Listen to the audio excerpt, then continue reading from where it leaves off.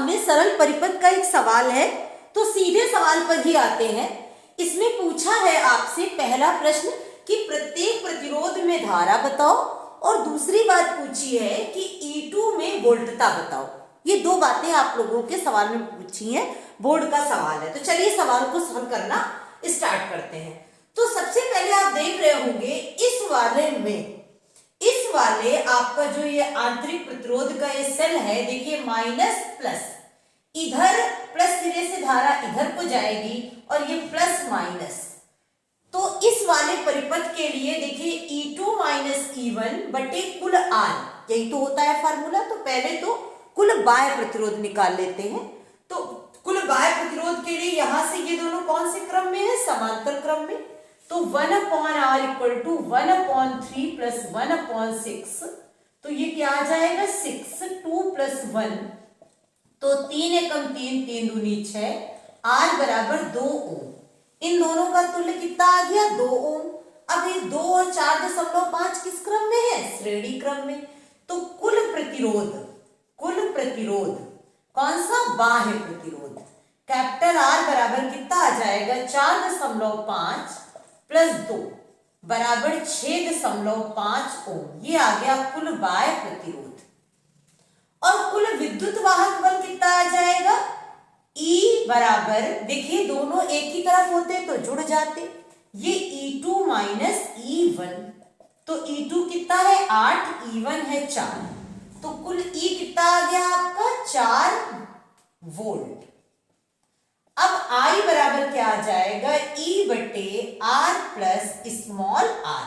Capital R है बाह्य प्रतिरोध, स्मॉल r क्या है, आंतरिक प्रतिरोध।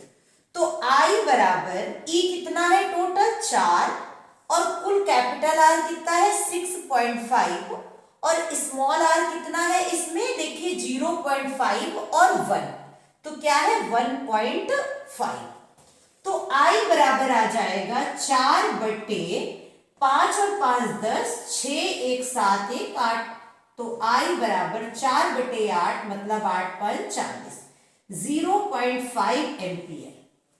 अब ये जो 0.5 एम्पियर धारा है वो कैसे कैसे चलेगी, हम इसको रफ किए दे रहे हैं, आप समझ गए होंगे, और हमें इतनी जगह में ही बताना है। तो अब हम आगे बताते हैं। देखिए जो भी ये धारा है E2 से ये E1 हटती हुई जो भी ऐसे चलकर आई, तो इसमें तो कुल धारा आई 0.5 एम्पियर। अब ये धारा कितने भागों में बट गई, दो भागों में, I1 और I2।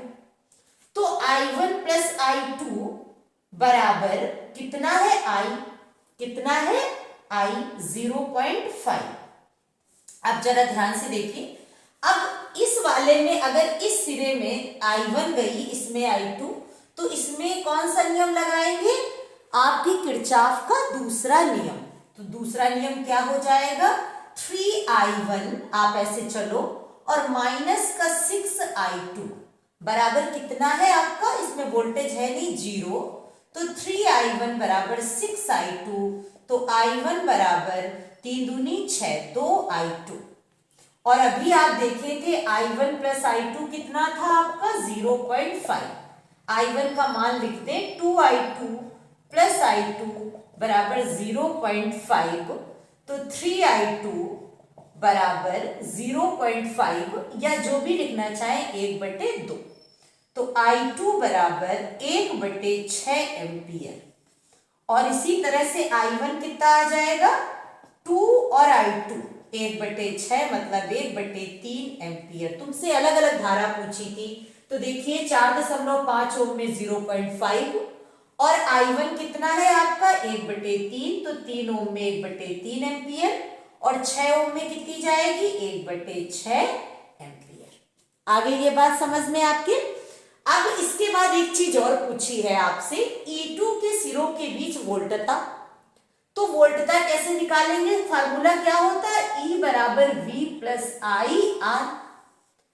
तो E कौन सा 2 वाला, और V भी इसी के सिरों की वोल्टता है। I तो टोटल ही जा रहा है, और R कौन सा R2। अब E2 कितना है 8, V2 पूछ रहा है, I कितना है पूरा 0.5, और R2 कितना है 1। तो 8 माइनस 0.5 बराबर V2, तो 7.5 वोल्ट की वोल्टता इसमें होगी। ये रहा आपका सवाल। अगले सवाल इसी तरह से लगाते रहिए, अच्छी तरह से तैयारी करिए बोर्ड एग्जाम की।